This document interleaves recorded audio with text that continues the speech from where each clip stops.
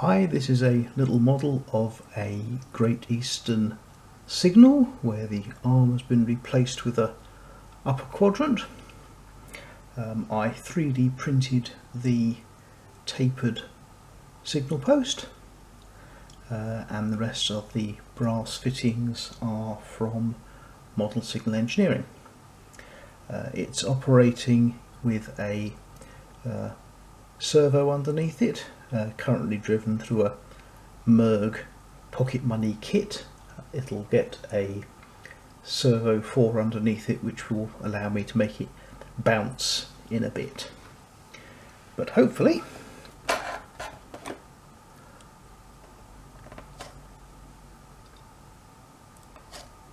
there we go. I should have put a switch in this, shouldn't I?